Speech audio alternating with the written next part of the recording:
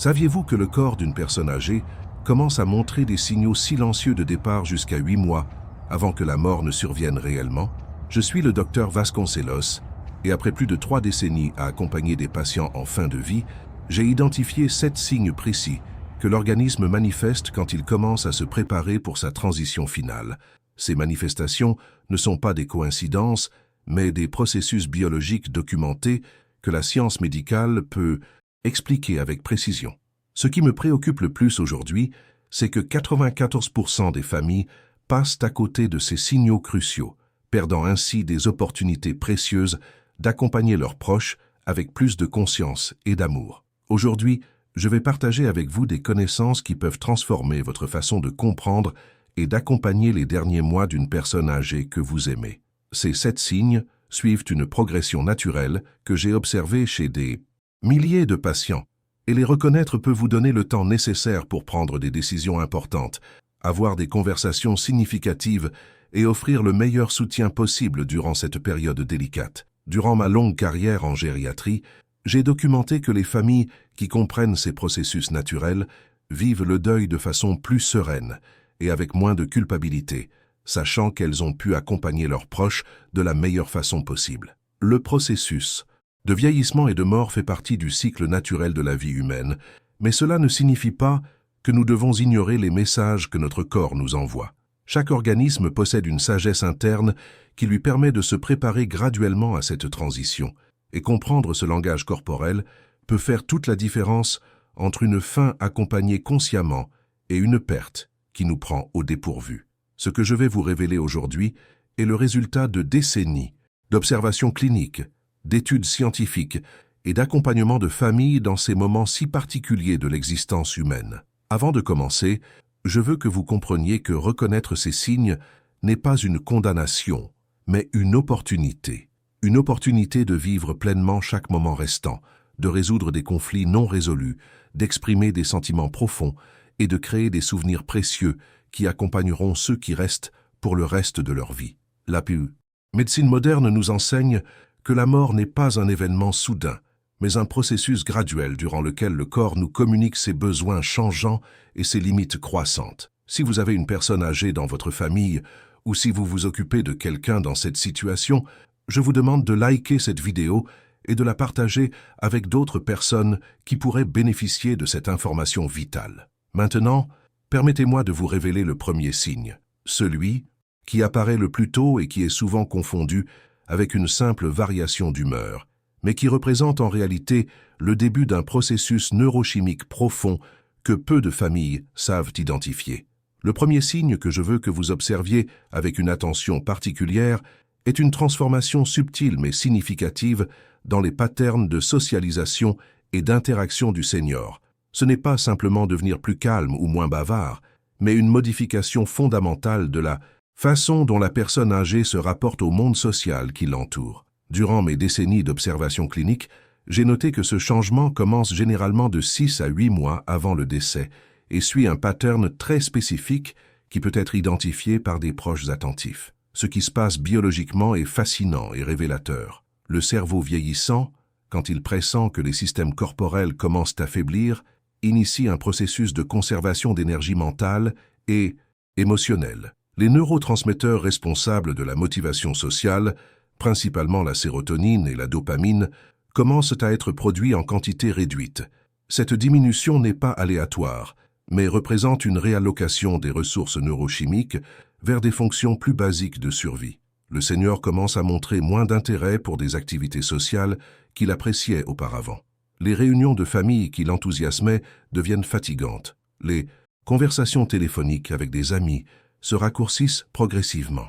Les sorties qui lui procuraient du plaisir commencent à sembler comme des obligations épuisantes. Beaucoup de familles interprètent cela comme de la dépression ou de l'isolement volontaire, mais en réalité c'est le cerveau qui redirige ses ressources limitées vers des fonctions plus essentielles. J'ai accompagné M. Dupont, un patient de 87 ans, qui était connu dans son quartier pour organiser des barbecues tous les dimanches. Progressivement, il a commencé à décliner les invitations, puis à annuler ses propres événements. Sa famille pensait qu'il était devenu antisocial, mais ce qu'il vivait était une réorganisation neurologique naturelle. Son cerveau conservait l'énergie qui était auparavant dédiée aux interactions sociales complexes pour maintenir des fonctions vitales plus basiques. Un aspect particulièrement révélateur de ce premier signe est le changement dans l'expression des émotions. Le senior peut devenir moins réactif aux nouvelles, qu'elles soient bonnes ou mauvaises. Les événements qui auraient auparavant provoqué de la joie intense ou de la préoccupation semblent maintenant l'affecter de façon plus modérée. Ce n'est pas de l'indifférence, mais une modification de la régulation émotionnelle causée par les changements neurochimiques en cours. Scientifiquement, cela s'explique par la réduction de la plasticité synaptique dans les régions limbiques du cerveau, responsables du traitement émotionnel. Les connexions neurales qui facilitaient les réponses émotionnelles intenses deviennent moins efficaces, résultant en cette apparente sérénité ou détachement que beaucoup de familles observent chez leurs proches âgés. Ce qui rend ce signe particulièrement important à reconnaître, c'est qu'il offre une fenêtre précieuse pour l'adaptation familiale. Quand vous comprenez que votre proche ne vous rejette pas personnellement, mais que son cerveau traverse un processus naturel de conservation, vous pouvez ajuster vos attentes et votre façon d'interagir avec lui. Au lieu d'insister sur des activités sociales complexes, vous pouvez privilégier des moments de qualité plus simples et moins exigeants énergétiquement. Avez-vous observé ce type de changement chez un proche âgé récemment? Laissez un commentaire partageant votre expérience, car vos témoignages peuvent aider d'autres familles à comprendre ce qu'elles vivent. Ce premier signe nous prépare déjà au deuxième, qui implique des modifications encore plus profondes dans la relation que le senior entretient avec son environnement physique et ses habitudes quotidiennes. Le deuxième signe révélateur que le corps d'un senior se prépare à partir concerne les changements profonds dans les routines quotidiennes et la relation avec l'espace domestique. Ce n'est pas simplement ralentir ou avoir moins d'énergie, mais une restructuration fondamentale de la façon dont la personne âgée organise sa journée et interagit avec son environnement immédiat. Durant ma carrière médicale, j'ai observé que cette transformation suit des patterns très spécifiques qui peuvent servir d'indicateurs précoces pour les familles attentives. Ce qui se produit au niveau physiologique est une diminution significative de la production de cortisol matinal, l'hormone responsable de nous donner l'énergie et la motivation pour commencer la journée. Chez un senior qui se prépare à la fin de vie, les glandes surrénales réduisent progressivement cette production, résultant en une difficulté croissante à maintenir les routines établies. Ce n'est pas de la paresse ou de la négligence, mais une adaptation hormonale naturelle à un corps qui conserve ses ressources énergétiques. Le senior commence à passer beaucoup plus de temps dans certains espaces spécifiques de la maison, généralement sa chambre ou un fauteuil préféré. Il peut commencer à négliger des tâches qu'il accomplissait automatiquement auparavant, comme faire son lit, ranger ses affaires ou maintenir l'ordre dans ses espaces personnels. Ces changements ne reflètent pas une perte de dignité ou de capacité cognitive, mais une priorisation instinctive de l'énergie disponible pour des fonctions plus essentielles. J'ai suivi Madame Leblanc, une patiente de 84 ans, qui durant toute sa vie avait été méticuleusement organisée. Elle repassait ses vêtements quotidiennement, maintenait sa maison impeccable et suivait des horaires rigides. Dans les derniers mois, elle a commencé à passer la majeure partie de ses journées dans son salon, laissant le linge s'accumuler et les tâches ménagères de côté. Sa fille était inquiète de ce changement, mais ce que vivait Madame Leblanc était une réorganisation naturelle de ses priorités énergétiques. Un aspect particulièrement significatif de ce deuxième signe est la modification de la relation avec les objets personnels. Le senior peut commencer à manifester moins d'attachement à ses possessions, ou au contraire, développer une fixation sur certains objets spécifiques qui acquièrent une signification symbolique particulière. Cela se produit parce que le cerveau commence à traiter les souvenirs et les associations émotionnelles de façon différente, privilégiant ce qui a une valeur émotionnelle profonde par rapport aux commodités pratiques. Scientifiquement, cette transformation est liée à des changements dans l'hippocampe, la région cérébrale responsable de la formation et de l'organisation des souvenirs. Quand cette structure reçoit moins d'oxygénation due à la réduction de la circulation sanguine cérébrale, elle commence à prioriser les souvenirs et associations les plus significatifs émotionnellement, expliquant pourquoi certains objets acquièrent une importance disproportionnée, tandis que d'autres perdent leur relevance. Le pattern de sommeil change aussi dramatiquement durant cette phase. Le senior peut commencer à dormir beaucoup plus durant la journée, mais avoir des difficultés à dormir la nuit, Cette inversion du cycle circadien n'est pas simplement due à l'ennui ou au manque d'activité, mais à des altérations dans la production de mélatonine et la sensibilité à la lumière naturelle. Le cerveau vieillissant modifie ses rythmes biologiques comme partie du processus de conservation énergétique. Une observation importante que je fais aux familles est que durant cette phase, forcer le maintien des anciennes routines peut créer plus de stress que de bénéfices. Au lieu de lutter contre ces changements naturels, il est plus constructif d'adapter l'environnement et les attentes aux nouveaux besoins du senior, créer des espaces confortables où il peut passer du temps, simplifier les tâches quotidiennes et respecter ces nouveaux rythmes peut apporter plus de bien-être que d'essayer de maintenir des standards qui ne correspondent plus à sa réalité physiologique. Ce deuxième signe nous conduit naturellement au troisième, qui concerne des modifications encore plus intimes dans la façon dont le corps traite et élimine les aliments, révélant des changements métaboliques profonds que peu de familles savent interpréter correctement.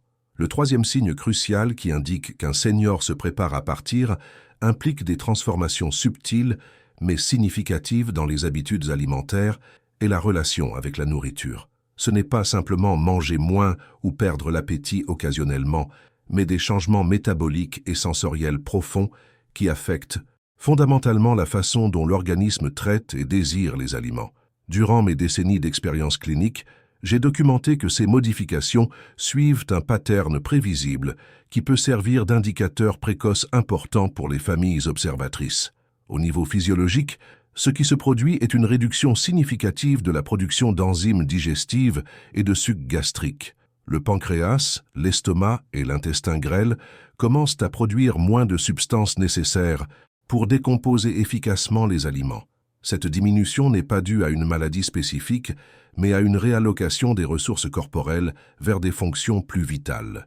Le corps, dans sa sagesse ancestrale, comprend qu'il n'aura plus besoin de processus de croissance ou de réparation tissulaire intensive, et redirige l'énergie vers le maintien des fonctions cardiaques, pulmonaires et cérébrales basiques. Ce qui rend ce signe particulièrement révélateur, c'est que les changements ne se limitent pas à la quantité de nourriture consommée. Le senior commence à manifester des préférences alimentaires complètement nouvelles, souvent pour des aliments plus simples, liquides ou avec des saveurs plus douces. Des plats qui étaient ses favoris durant des décennies peuvent soudainement lui sembler trop forts, trop épicés ou simplement peu appétissants. Cette transformation se produit parce que les papilles gustatives et les récepteurs olfactifs commencent à fonctionner différemment. J'ai accompagné M. Rousseau, un homme de 91 ans qui toute sa vie avait été un fin gourmet, appréciant les fromages forts et les plats complexes. Dans ces derniers mois, il a commencé à refuser ses mets préférés et à demander uniquement des soupes légères, des fruits très mûrs et des tisanes. Sa famille interprétait cela comme un caprice ou une perte de joie de vivre, mais ce que vivait M. Rousseau était une adaptation sensorielle naturelle. Ses récepteurs gustatifs modifiaient leur sensibilité comme partie du processus de simplification corporelle. Un aspect crucial que les familles doivent comprendre est que cette transformation alimentaire s'accompagne souvent de changements dans les horaires des repas.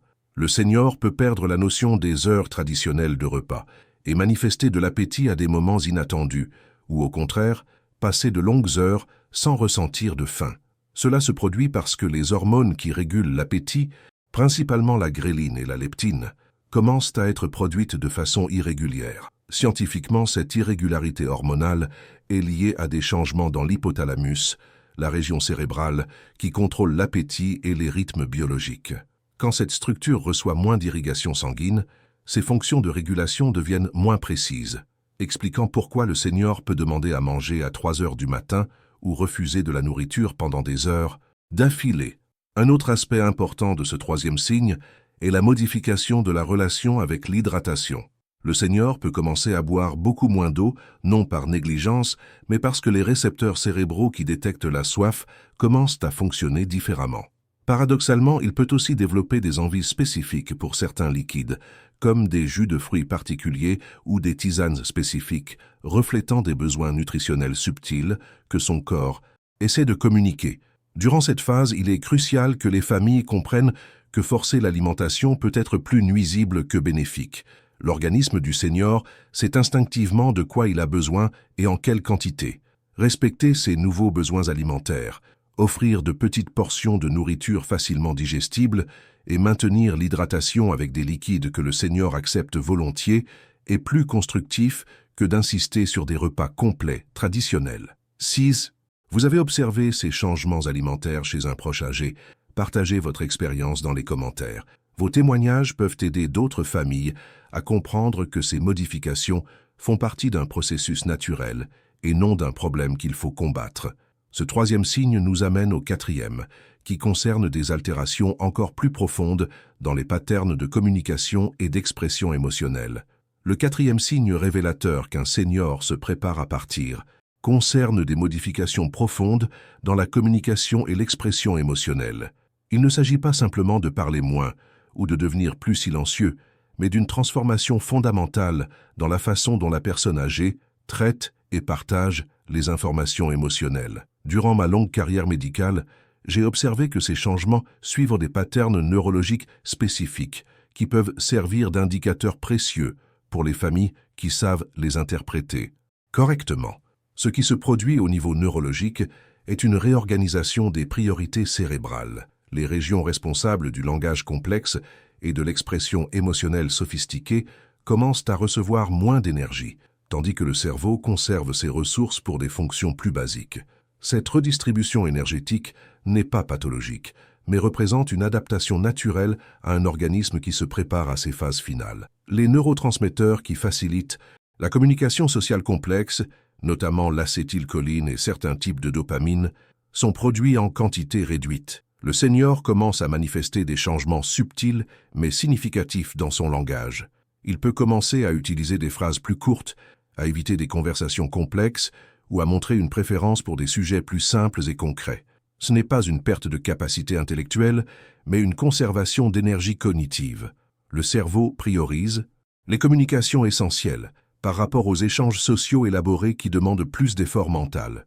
J'ai suivi Madame Moreau, une ancienne enseignante de littérature de 88 ans qui, durant toute sa vie, avait eu des conversations sophistiquées et nuancées. Dans ces derniers mois, elle a progressivement cessé de participer à des débats complexes et a commencé à préférer des échanges simples sur des sujets quotidiens. Sa famille s'inquiétait d'une possible détérioration cognitive, mais ce que vivait Madame Moreau était une simplification naturelle de ses patterns communicationnels, reflétant les nouveaux besoins énergétiques de son cerveau. Un aspect particulièrement significatif de ce quatrième signe est le changement dans l'expression des émotions profondes. Le senior peut commencer à exprimer des sentiments qu'il gardait normalement privés, ou au contraire, devenir moins expressif émotionnellement dans des situations qui auraient auparavant provoqué des réactions intenses. Cette modification émotionnelle n'est pas liée à des troubles psychologiques, mais à des changements dans les structures limbiques du cerveau qui traitent et régulent les émotions. Scientifiquement, cette transformation s'explique par des altérations dans l'amygdale et l'hippocampe, structures cérébrales clés pour le traitement émotionnel et la formation de souvenirs. Quand ces régions reçoivent moins d'oxygénation à cause de la réduction de la circulation cérébrale, elles modifient leur façon de traiter les stimuli émotionnels. Le senior peut devenir plus direct dans l'expression de ses sentiments, moins filtré socialement ou manifester des émotions qui semblent disproportionnées par rapport aux situations. Un phénomène particulièrement touchant que j'observe fréquemment durant cette phase est ce que j'appelle les révélations spontanées. Le senior peut soudainement partager des souvenirs profonds, des secrets de famille ou des sentiments qu'il n'avait jamais exprimés auparavant. Ces moments ne sont pas des confusions mentales, mais des expressions authentiques, facilitées par la réduction des inhibitions sociales normales. Le cerveau, en simplifiant ces processus, permet parfois l'expression de vérités émotionnelles profondes qui étaient auparavant retenues par les conventions sociales. Durant cette phase, il est crucial que les familles créent des espaces sûrs pour l'écoute sans jugement. Ces révélations spontanées peuvent inclure des informations importantes sur l'histoire familiale, des déclarations d'amour qui n'avaient jamais été exprimées, ou même des confessions de regret ou de pardon. Recevoir ces communications avec ouverture et acceptance peut créer des moments de connexion profonde et de guérison familiale. Il est aussi important de noter que durant cette phase, le senior peut manifester une préférence pour certaines personnes spécifiques avec qui il communique plus ouvertement. Ce n'est pas du favoritisme, mais une conservation d'énergie émotionnelle. Le cerveau identifie les relations qui lui apportent le plus de confort et de sécurité et privilégie ses connexions par rapport aux interactions qui demandent plus d'efforts social. Avez-vous vécu des moments de révélation spontanée avec un proche âgé? Ces expériences peuvent être profondément significatives et méritent d'être célébrées comme des cadeaux précieux que le Seigneur partage dans sa préparation au départ. Partagez vos témoignages dans les commentaires, car ces histoires peuvent inspirer d'autres familles à valoriser ces moments de communication authentique. Ce 4e signe nous prépare au 5e, qui concerne des changements encore plus intimes dans la relation que le Seigneur entretient avec son propre corps et ses sensations physiques. Le 5e signe révélateur qu'un Seigneur se prépare à partir implique des modifications subtiles mais profondes dans la sensibilité corporelle et la perception sensorielle. Ce ne sont pas des changements brutaux ou dramatiques, mais des ajustements graduels dans la façon dont le système nerveux traite les informations sensorielles venant de l'environnement et du propre corps. Durant mes décennies d'observation clinique, j'ai documenté que ces altérations suivent des patterns neurologiques spécifiques qui peuvent servir d'indicateurs précieux pour les familles attentives. Au niveau physiologique, ce qui se produit est une diminution progressive de la sensibilité des récepteurs nerveux périphériques. Les terminaisons nerveuses responsables du toucher, de la température, de la douleur et de la proprioception commencent à transmettre des signaux moins intenses au cerveau. Cette réduction n'est pas due à des lésions spécifiques, mais à une diminution de la production de neurotransmetteurs et à une réduction de la conduction nerveuse causée par la moindre irrigation sanguine des tissus nerveux périphériques. Le Seigneur peut commencer à manifester moins de sensibilité au froid ou à la chaleur, ne réagissant pas aux changements de température qui auraient auparavant causé de l'inconfort. Il peut porter des vêtements inappropriés pour la saison ou ne pas remarquer que sa chambre est trop chaude ou trop froide. Cette modification n'est pas due à une perte de jugement, mais à une réduction réelle de la sensibilité thermique des récepteurs cutanés. J'ai accompagné M. Bertrand, un patient de 89 ans, qui durant l'hiver portait des vêtements légers et ne semblait pas remarquer le froid, tandis qu'en été il demandait des couvertures supplémentaires. Sa famille pensait qu'il était confus, mais ce que vivait M. Bertrand était une désynchronisation entre sa sensation thermique réelle et la température ambiante. Ces récepteurs thermiques transmettaient des informations moins précises, résultant en cette perception altérée de la température. Un aspect particulièrement significatif de ce 5e signe est la modification de la sensibilité tactile. Le Seigneur peut commencer à apprécier des touchers plus fermes ou, au contraire, devenir plus sensible au contact léger. Cette variation dans la sensibilité tactile se produit parce que les différents types de récepteurs cutanés sont affectés de façon inégale par la réduction de l'irrigation sanguine périphérique. Les récepteurs de pression profonde peuvent maintenir leur fonction plus longtemps que ceux responsables du toucher léger. Scientifiquement, cette transformation s'explique par des changements dans la transmission synaptique au niveau de la moelle épinière et des centres de traitement sensoriel du cerveau. Quand ces structures reçoivent moins d'oxygénation, elles modifient leur façon de traiter et d'interpréter les signaux sensoriels. Le Seigneur peut développer des préférences sensorielles nouvelles ou manifester de l'inconfort avec des stimuli qui étaient auparavant neutres. Les changements dans la perception de la douleur méritent une attention spéciale. Le Seigneur peut manifester moins de sensibilité à des douleurs qui seraient normalement intenses, ou au contraire, développer une hyperalgésie pour certains types de stimuli. Cette modification de la sensibilité douloureuse n'est pas uniforme et peut varier selon les régions corporelles et les types de douleurs. Ces changements peuvent avoir des implications importantes pour la détection de problèmes de santé, car le Seigneur peut ne pas signaler des douleurs qui indiqueraient normalement des conditions nécessitant une attention médicale. Un autre aspect crucial de ce 5e signe concerne les modifications de l'équilibre et de la proprioception. Le Seigneur peut commencer à avoir plus de difficultés à maintenir son équilibre, non seulement à cause de la faiblesse musculaire, mais aussi par la réduction de la sensibilité proprioceptive. Les récepteurs qui informent le cerveau sur la position du corps dans l'espace transmettent des informations moins précises, résultant en une coordination diminuée et un risque accru de chute. Ces changements sensoriels s'accompagnent souvent de modifications dans l'appréciation de la musique, des arômes et des saveurs. Le Seigneur peut perdre l'intérêt pour des stimulus sensoriels qu'il appréciait auparavant ou développer des préférences nouvelles pour des expériences sensorielles plus simples et directes.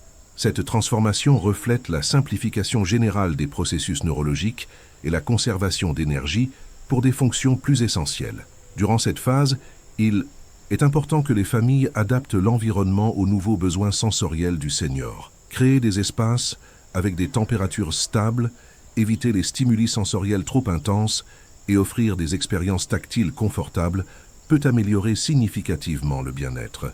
Il est aussi crucial de surveiller plus attentivement la santé physique, car la réduction de la sensibilité douloureuse peut masquer des problèmes qui nécessitent une attention médicale. Si vous avez observé ces changements sensoriels chez un proche âgé, partagez votre expérience dans les commentaires. Comprendre que ces modifications font partie d'un processus naturel peut aider les familles à s'adapter et à offrir le soutien approprié. Ce 5e signe nous conduit au 6e, qui concerne des transformations encore plus profondes dans les patterns de repos et de sommeil. Le 6e signe révélateur qu'un senior se prépare à partir concerne des transformations profondes dans les patterns de sommeil et les cycles de repos. Ce ne sont pas simplement des changements dans les heures de sommeil ou des difficultés occasionnelles à s'endormir, mais une restructuration fondamentale des rythmes circadiens et de l'architecture du sommeil. Durant ma longue carrière médicale, j'ai observé que ces modifications suivent des patterns neurobiologiques spécifiques qui reflètent des changements profonds dans les systèmes de régulation corporelle. Au niveau physiologique, ce qui se produit est une altération significative dans la production de mélatonine et la sensibilité aux signaux lumineux qui régulent notre horloge biologique interne. La glande pinéale, responsable de la sécrétion de mélatonine, commence à fonctionner de façon irrégulière, perdant sa synchronisation avec les cycles de lumière et d'obscurité. Simultanément, les noyaux suprachiasmatiques de l'hypothalamus, qui constituent notre horloge biologique principale, modifient leur activité due à la réduction de l'irrigation sanguine cérébrale. Le senior commence à manifester ce que nous appelons en médecine une inversion du cycle circadien. Il peut devenir plus alerte et actif durant les heures nocturnes, particulièrement entre 2 et 5 heures du matin, tandis qu'il ressent une somnolence intense durant les heures traditionnellement dédiées à l'éveil. Cette inversion n'est pas un caprice ou un problème comportemental, mais une réorganisation neurologique naturelle qui reflète les nouveaux besoins énergétiques de l'organisme. J'ai suivi Madame Delacroix, une patiente de 86 ans qui, durant toute sa vie, avait eu des habitudes de sommeil régulières, se couchant à 22 heures et se levant à 6 heures du matin. Dans ces derniers mois, elle a commencé à rester éveillée jusqu'aux premières heures du matin, conversant avec des souvenirs ou regardant par la fenêtre, puis dormait profondément pendant la majeure partie de la journée. Sa famille était préoccupée par cette confusion des horaires, mais ce que vivait Madame Delacroix était une adaptation naturelle de ses rythmes biologiques. Un aspect particulièrement significatif de ce 6e signe est la modification de la qualité du sommeil. Le senior peut commencer à avoir un sommeil plus fragmenté, avec des réveils fréquents. Mais paradoxalement, il peut aussi manifester des périodes de sommeil très profonds, qui semblent presque cathartiques. Ces phases de sommeil profond ne sont pas de simples repos, mais des moments où le cerveau effectue des processus de consolidation de mémoire et de réorganisation neurologique intensive. Scientifiquement, ces changements s'expliquent par des altérations dans les différentes phases du sommeil. Le sommeil REM, associé au rêve et à la consolidation de la mémoire émotionnelle, peut devenir plus intense et prolongé, tandis que les phases de sommeil profond non REM peuvent devenir moins organisées. Cette réorganisation de l'architecture du sommeil reflète